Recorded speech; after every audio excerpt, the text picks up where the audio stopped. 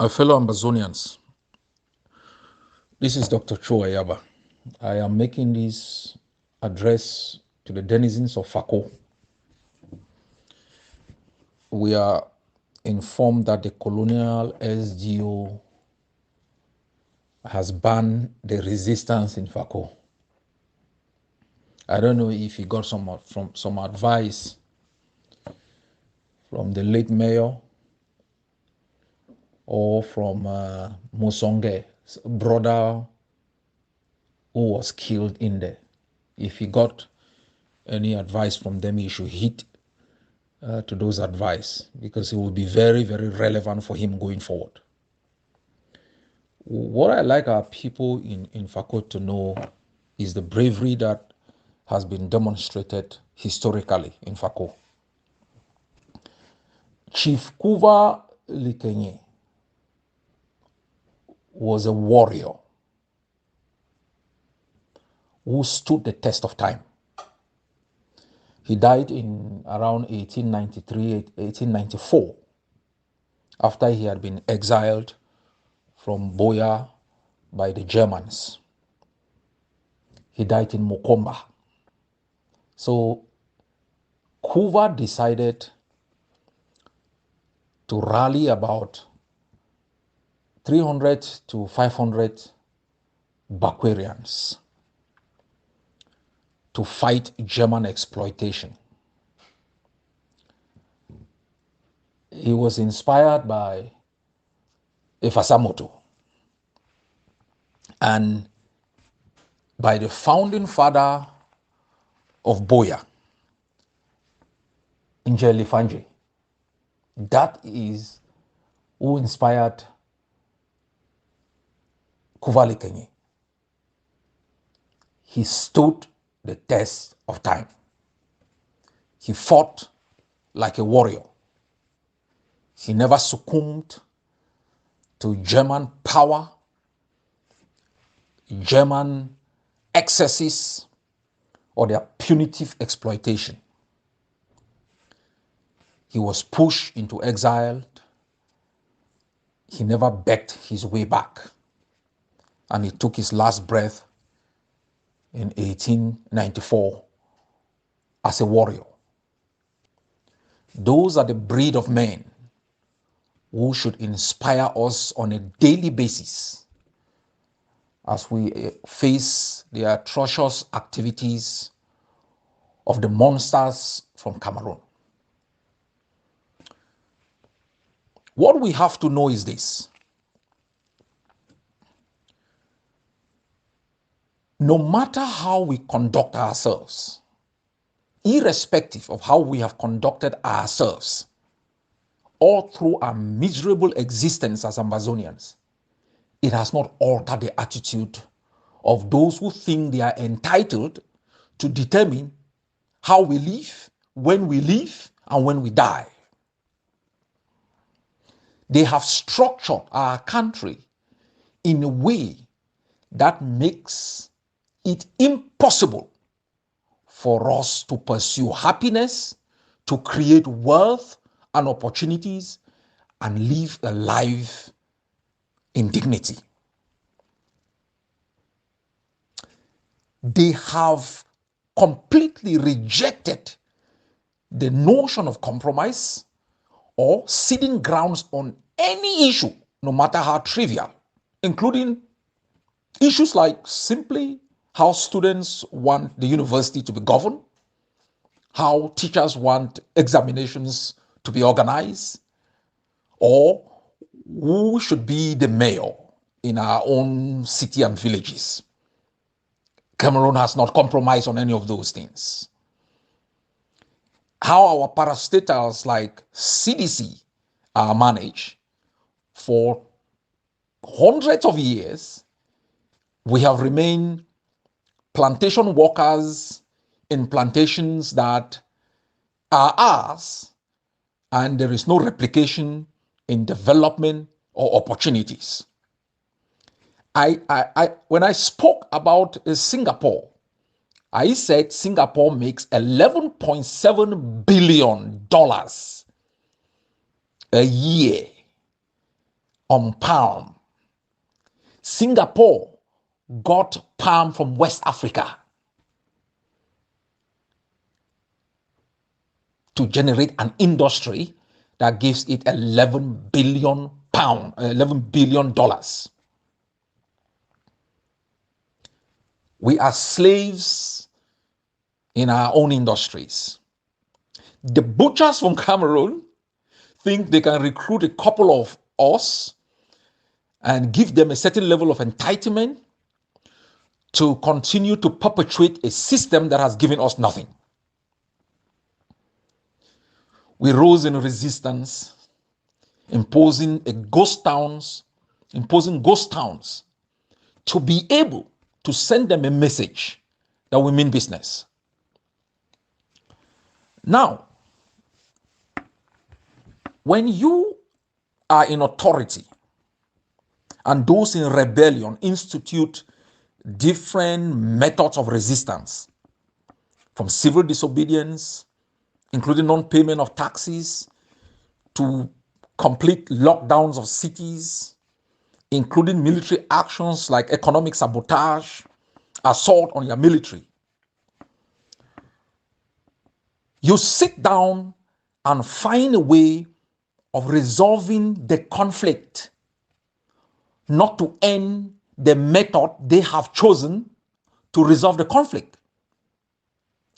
A conflict is a palaver. What do you call palaver? It's a quarrel. It's an issue. War is a method to resolve that conflict. There are other methods to resolve the conflict. Negotiations. All what you are seeing, ghost towns, armed resistance, they are all methods we have employed to resolve the conflict because La République du Cameroun has refused vehemently to negotiate, to use non-violent method in resolving the conflict. So each time you find your forces rising up in arms, shooting around, it is because that is the only option left. Because if there were students in the University of Boya with going out for simple protests, they were shot and killed. If there were women in the market of Victoria in Newtown protesting for the right to vote and to elect their own mayors, they were shot and killed. If they were just children driving in a taxi in Boya, they were shot and killed. So when a state refuses the opportunity to sit down on a table and talk about its illegal presence in our country and using that illegal presence to exploit, to abuse us, to leave us in abject poverty, we have no other option than to employ other methods of resistance. And ghost towns are one of those methods. They are peaceful. We use Mondays to tell the world the impunity with which our land has been occupied and our people treated for the past 60-something years has to come to an end. We use Mondays to tell the world that your presence in our land is not accepted, that you should leave. We use Mondays to remind our prisoners that we think of you on a daily basis. We use Mondays to tell the families whose children are in the grave that they did not die in vain. The enemy fears Mondays because every Sunday, the colonial masters are ashamed to sit at home. They don't know what to tell their masters, the bloodsuckers of our people who live in Yaoundé, that the ordinary Ambazonian people who are less armed have defeated them, have the power to compel their citizens to stay at home. This is non-negotiable. This is not an attempt by us to punish anybody, because we were born in punishment. We were born in a big jail. You move from one sector of the jail, whether it is Mutengene, to the next sector of the jail, whether it is Munya, it is a prison.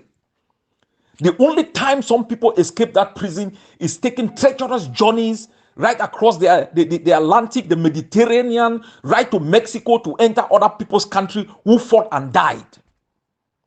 When the Americans started to fight, less than 50% of Americans supported the revolution. When George Washington was appointed as the commander of the American forces that were fighting for independence, and he went to Boston, he had no army. He had ragtag militias. He had the odious task of building an army from a confused militia against a well-armed British force. And he built that army with sheer and raw tenacity. Even when going forward, they were loyalists to the British who refused to succumb to the patriots' desire for a separate homeland that they could determine their own destiny. So what we face in Ambazonia is not a new phenomenon. It's something you can observe across different struggles and different countries. Here in Norway, I spoke about Hitler attempting, after having taken over Norway, to change its educational system. About 1,200 teachers rose up in the face of the brutality when Hitler had appointed his own government in Norway. The king escaped to London. They picked up 500 teachers, took them to the northern part of Norway, the coldest part of this country. They refused to succumb. Teachers then went underground into the trenches to build resistance. When Hitler took over Poland, the Poles never surrendered. They went into the trenches in bomb buildings and fought like valiant soldiers. What the enemies from inside and outside are telling you is that it's difficult, so give up. You never aborted your baby even though you were struggling with a broken back with 6 months pregnancy. There's so many things you go through, you've never given up. What they are telling you is that it's so difficult. Run away to another person's country where they fought. Go to South Africa where they spent 75 years to 50 years. Go to Palestine, they've been 75 years. Oh, rush to Eritrea. Yes, you can fly to Rwanda. But think about it. The first commander that entered was killed before the current president came in. Within 100 days, 1 million Rwandans were butchered. Their bodies were floating in the seas. The Rwanda Patriotic Front never gave up. The Rwandans never blamed it for the suffering because they knew the pain was not that of those who have risen up to fight. It was imposed by the Habyarimana government and the Belgians. It will be tough, but you can't allow a colonial deal to come into your land. The same place when Chief Likenye rose up against a more powerful German army and fought them. And I want you in Boya to be inspired by the Efasamoto also. To be inspired by Likenye. And I ask our forces, don't blink. Stand the post. Any infiltrator, colonial apologists who want to test the resilience and resolve of Ambazonians, make a choice between the patriots or the SDO colonial apologists. Make a choice to sympathize with those who keep our people in jail or those who stand to defend our land. Make a choice between the laws designed to protect the independence and sovereignty of our country and our resources, and the laws designed to extort, exploit, and murder. This is a choice you can make. And I know for the past 7 years, you've made your choice for Ambazonia, as you demonstrated on the 11th of February. I ask you, Ambazonians, to remind yourselves of those who have died. Don't remind yourselves of the difficulties. These difficulties were not imposed by Ambazonian forces. The day you were born into slavery, possibly born at home or in the corridors of a dilapidated hospital. The schools your kids went to, you paid for those schools. The miserable jobs they are into, you've bribed your way into those jobs. To get an ID card from the enemy, you've bribed your way to getting it. To get a passport from the enemy, you've gotten a bribe to be able to get it. To be able to have dignity, you have to pay for it. Think about the cost of begging to succumb to an authoritarian system that gives you no hope, and the cost you must pay to emerge as a free people. Let the colonialist deal not dictate the terms of what happens in our country.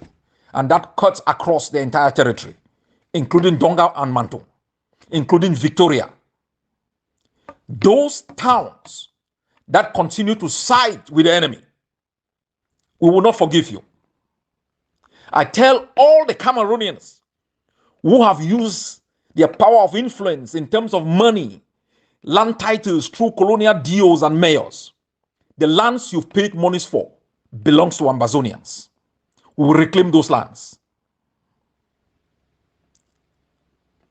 Our people must be resolved. It's not going to be a walk in the park. You may not see it. You may not enjoy it. You may not feel it. But as you take your last breath, remember what you've left behind. Children without a roof over their head, without education, or an inheritance, they will transfer to the next generation.